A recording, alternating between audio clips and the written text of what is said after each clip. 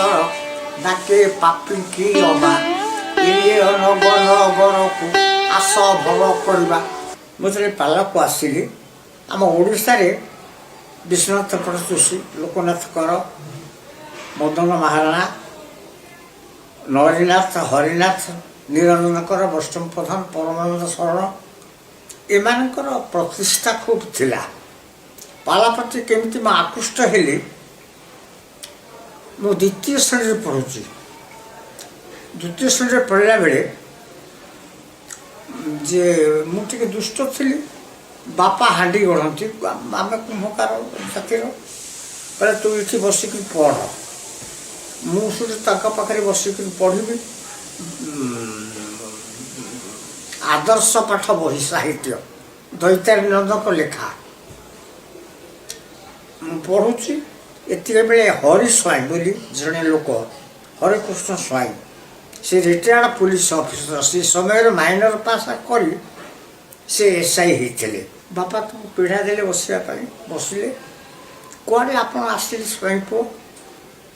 ନା କାଲି ମୁଁ ରାତିରେ ସ୍ୱପ୍ନ ଦେଖିଲି ଯେ ତମ ପୁଅ ଗୋଟିଏ ଭଲ ପାଲା ଗାୟକ ହବ।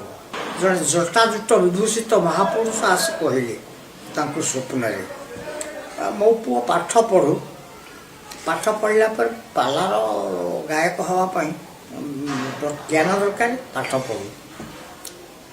LP ପାସ୍ କରି ଆମ ଗାଁ ସ୍କୁଲରେ, UP ପାସ୍ କଲି ଏରସମାରେ। ସେତେବେଳେ ମାଇନର ସ୍କୁଲ ନଥିଲା, ହାଇସ୍କୁଲ ନଥିଲା ଏରସମାରେ, କନକପୁର ଆପଣଙ୍କର ସାରଳା ମନ୍ଦିର, ସେଠି ମୁଁ ପଢ଼ିଲି ଷଷ୍ଠ ସପ୍ତମ। ତାପରେ ତାଙ୍କୁ ସ୍ୱପ୍ନ ହେଲା ସେ ପାଠ ପଢ଼ିଲାଣି, ତାକୁ ପାଲା ଗାୟକ କରିବାକୁ ତୁମେ ବ୍ୟବସ୍ଥା କର, ତା ବାପାଙ୍କୁ କୁହ।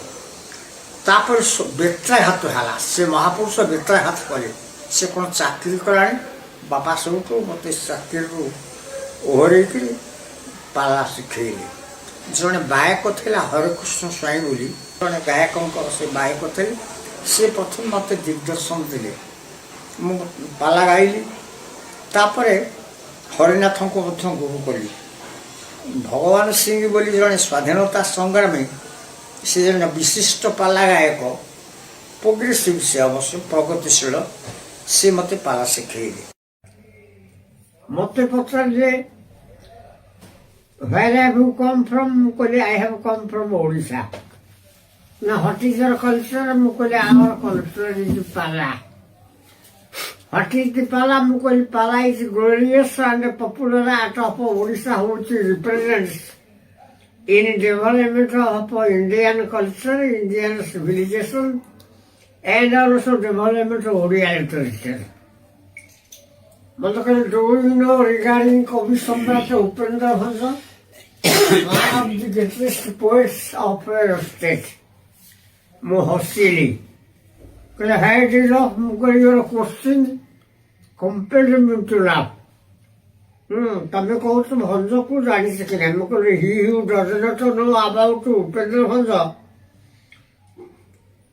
can't be treated as a bona fide resident of Odisha. ସେ ଭଞ୍ଜକୁ ନ ଜାଣି ଓଡ଼ିଆ ବୋଲି ପରିଚୟ ଦେବନି।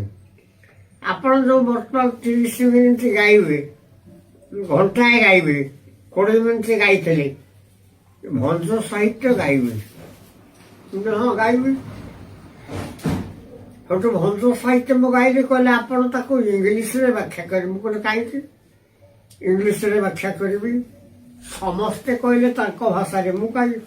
ନା ଇଂଲିଶରେ କହିଲେ ଆମେ ଟିକେ ଆମେରିକାକୁ କାନାଡାକୁ ଦେବୁ, ସେଠି ଜଗନ୍ନାଥ ମନ୍ଦିର ଅଛି, କାଳେ ଇଂଲିଶରେ କହିପାରିବି କି ନାହିଁ? ଜଣେ ଅଧ୍ୟାପକକୁ ଡାକିଲେ। ସେ ଅଧ୍ୟାପକ ଆସିଲେ। ମୁଁ ସବୁଠୁ ଗାଇଲି, ଓଡ଼ିଆରେ ଗାଇଲି ରାଗ ରାଗିଣୀ ପାଲା, ଇଂଲିଶରେ ବୁଝେଇଲି। ଆମ ପାଳିଆ ମାନେ ହଁ ହଁ କହନ୍ତି। ମୁଁ ପାଳିଆ ମାନଙ୍କୁ କହିଲି ଏସ୍ ନୋ ହ୍ୱାଇ ହ୍ୱାଟ ଏଇଠି କହିବ କହିଲି। ମୁଁ ସବୁଠୁ ଇଂଲିଶରେ କହିଲି। ଜଣେ ଅଧ୍ୟାପକ ଆସିଲେ ଦିଲ୍ଲୀରୁ, ଇଂଲିଶ ଅଧ୍ୟାପକ।